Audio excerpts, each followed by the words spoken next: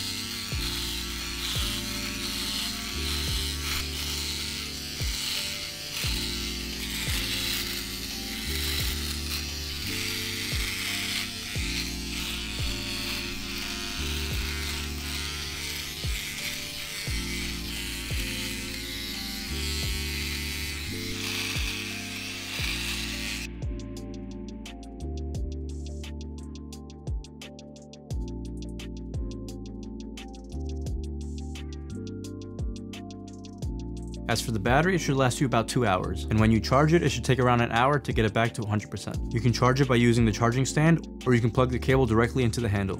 Alright, if you don't want a close shave and you want to just trim your beard, just throw on the comb. There's so many different adjustments that you can use to get the right trim.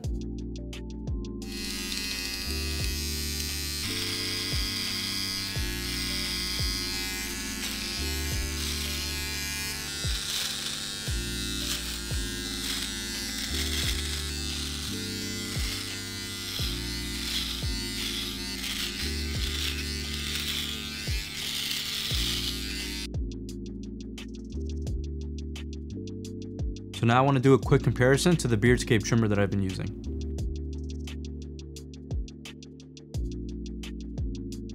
For trimming my beard, I do prefer the OneBlade over the Beardscape. The OneBlade is smaller, which makes it easier to travel with, and having an adjustable comb means I don't have to carry around a bunch of different guards. The Beardscape is adjustable, but only for the shorter lengths. So if I wanted to trim a longer beard, I would have to carry around a bunch of different guards. So attaching the comb on the OneBlade is so easy to do. Attaching a guard on the Beardscape is really annoying. The Beardscape is also not water resistant like the OneBlade. Since the Beardscape is bigger, you can get more hair at a time, but the one that I'm going to be using from now on is the OneBlade. Overall, it's just easier to use and manage with shaving or trimming. When it comes to shaving, I'll now be using the OneBlade instead of a normal razor. So after using the OneBlade multiple times, I do think it's worth a try if you're thinking about it. If you're interested in other grooming tools, you can check out my other videos. Again, my name is Kenny. Like this video if it helped you out, and subscribe for more videos just like this.